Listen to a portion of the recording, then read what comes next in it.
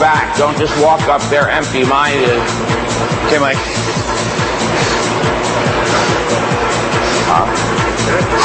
Yeah. It's going very well. Nice. You like it? Good. This is serious stuff right here. Yeah, I know. I'm just feel it. I need more than one sip, that's for sure.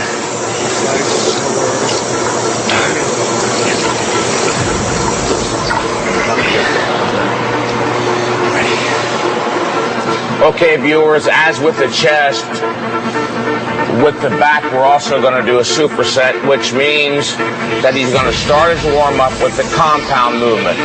For beginners, a compound movement is an exercise that involves multiple muscle groups. The first exercise will be an isolation exercise, which works only one muscle group, in this case the lats. By warming up with a compound movement, we warm all the muscles up for the isolation movement, and we also have the opportunity to set the weight so we can do truly a superset where there's no rest in between and screwing around with the weights. The weight's going to be set. He goes boom from here to the pull downs. Now let's do our warm-up here, Marcus, with a fairly light weight to get the blood into the lats. But you're already hot from your chest workout. I'm sorry. Yes, from your chest workout. That didn't warm up your body. It made it hot. So there's no need with these to do extensive warming up. I would do literally just one more, get some blood into the biceps, and that's good. Now, I know that not everybody who's viewing this has a Nautilus pullover, but there are those who do. Let me instruct you now on the proper use of the Nautilus pullover, which is one of the best machines in the world. In fact, Nautilus machines, I still contend, are scientific precision instruments compared to anything else. Now, the most important thing to note is that Marcus's joint, the primary joint involved in this exercise, the shoulder, has to be in line with the joint of the cam. Now, he's too low, so Marcus, bring your seat up.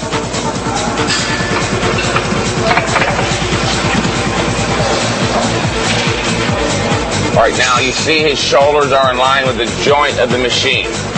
They'll be working in concert, that is, together. And that means he will be getting what's called fully effective resistance. If he's too high or too low, he doesn't get fully effective resistance. If there's 120 pounds on the machine, he won't be lifting 120 pounds. It'll be either lesser or greater depending upon whether he's higher or lower. So he's set pretty well. Now always anchor yourself in by putting on the seat belt. Remember, viewer, you are a bodybuilder, not a weightlifter. Your primary goal is not to hoist the heaviest weights, but to stimulate growth. To stimulate the body's growth mechanism into motion. Not just the local muscle you're working, but the entire bodily growth mechanism. Okay, Marcus, put feet up here. Take a deep breath.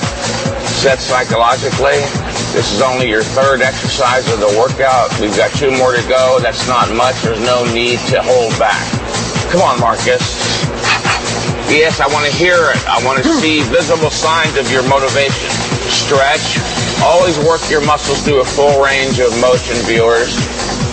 Exercise is about movement. The greater the range, the movement, the greater the exercise. It only stands to reason. Partial reps are not necessary, except in a few rare circumstances, which we may go into later. Very good. A little perhaps fast. The cadence is a bit too fast. There you go. Again, the idea is to eliminate all momentum. Now, there are those who advocate 10 seconds up and 10 seconds down. They call themselves the super slow guild. There is no evidence that clearly indicates that it's necessary to go 10 seconds up and 10 seconds down. I happen to agree with Arthur Jones that 4 seconds is adequate to eliminate any and all possible momentum.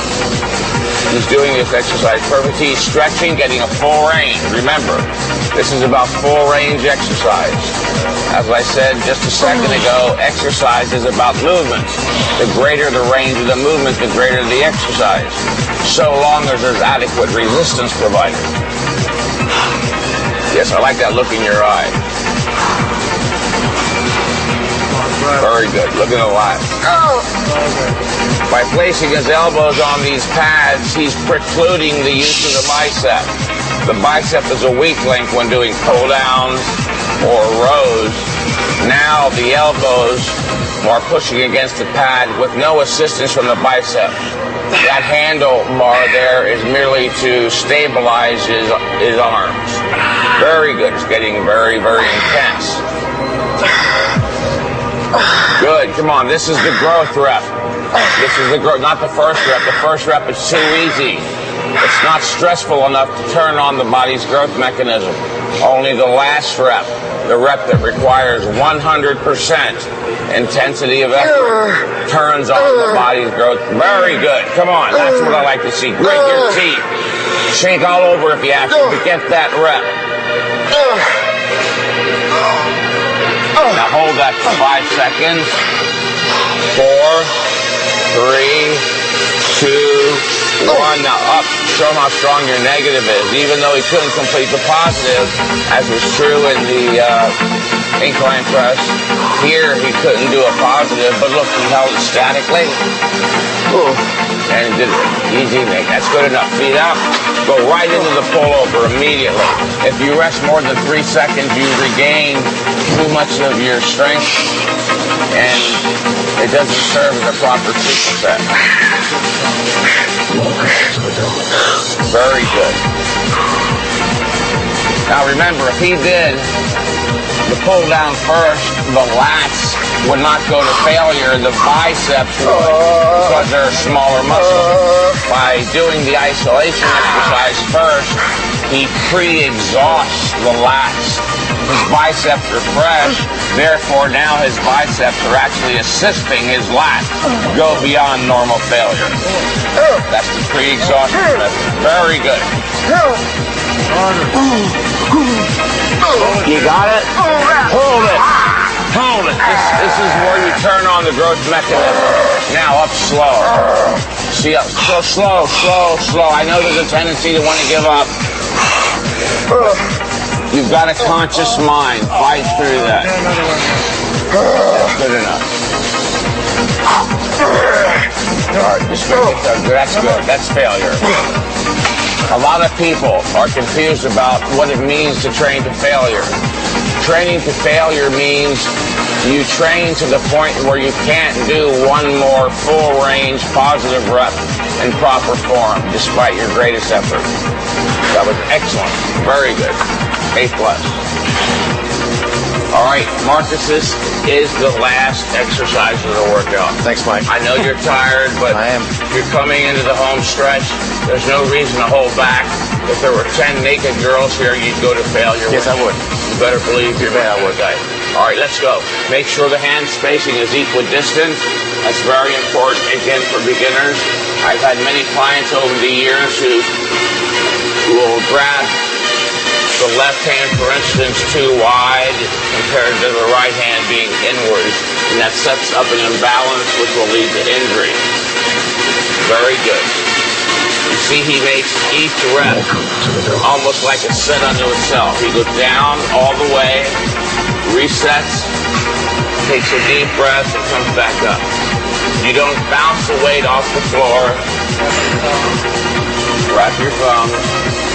Ray, why don't we show that demonstration about the importance of wrapping the thumb around the bar? This is very important. I don't understand where this came from. People are grabbing bars with the thumb on top. Stand up there, please, Marcus. He's going to grab my wrist like that with the thumb. Now he's going to hold it as hard as he can. Now he's going to wrap his thumb. Now hold it. You see how much more stability and strength is derived by wrapping the thumb around the bar? Beginners, please don't forget that. And intermediate and advanced bodybuilders too. If you made a habit out of it, please break that habit. And all your exercises, you wrap the thumb around the bar. All right? This is his last exercise. It is the best exercise in the world because it stimulates more muscles than any other exercise you might think of. We're going to have him do 3 warm-ups like we had him do on the incline press because the lower back is what's called a very delicate articulation. You can damage it very easily if you don't pay attention to proper form, especially on this exercise. So Marcus, step up to the bar. Your feet should be slightly wider than shoulder width. The bar is flush against the shins. The bar is not away from the body, it's flush against the shins. Head up, back straight, and maintain that. Stand up. Don't arch backwards. Take a deep breath at the top and lower. With the deadlift and squat, I don't keep count of it or keep track of the cadence. You do it under full muscular control, making sure that no momentum comes into play.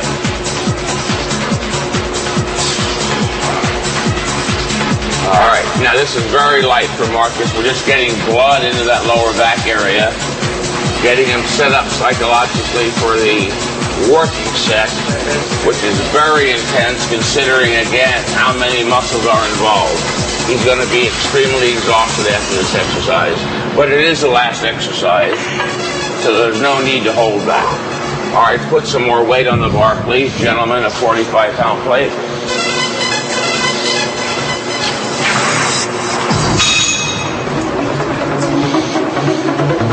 We do a light set to warm up, get the blood flowing, then a light to more moderate set, as in this case, we went from 135 for the light warm-up to 225 for the intermediate warm-up.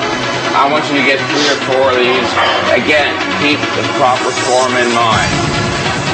The bar is flush against the shin, hands are equidistant apart, head up, back flat, even concave. Now you see some people at the very last split moment forget all that, they round their backs, drop their head, pick up their weight and tweak their lower backs. If you do it in this fashion, you'll never hurt your lower back. Look at the thickness in his chest, his arm, it's phenomenal. And he only trains for about 40 minutes every 8 days. I'm sorry, less than that. He's training once every 6 days now. All right, he's feeling warmed up? Yes. Let's have you do 1 rep with 315. Please put another 45-pound plate on the bar, gentlemen. I want to stress the importance of keeping a training journal. Just as a doctor can better advise you through time by keeping a chart, you too can better advise yourself through time by keeping a chart. In your chart on the upper left, please indicate the date of the workout. On the right-hand side, indicate your body weight at the beginning of the workout, not after the workout. Obviously, you'll list the names of the exercises, the amount of weight, and be cautious. Be careful on this last point. Please accurately record the number of reps because even a 1 rep increase can be quite significant. Now, this is not his working set. This is his last warm-up. He's going to do 1, maybe 2 reps, depending upon how he feels. He's warmed up with 2 sets already, remember? Now, this is the one that's going to set him up neuromuscularly, neuropsychologically even, for the heavy, intense activity that's going to follow this. All right, Marcus, don't lose. This is your last exercise. There's no need to lose motivation or feel down in any way. Okay. If you had 20 more sets to go, I could see you holding back. But you're not a self-arrested, concrete-bound bodybuilder. You've got a good mind.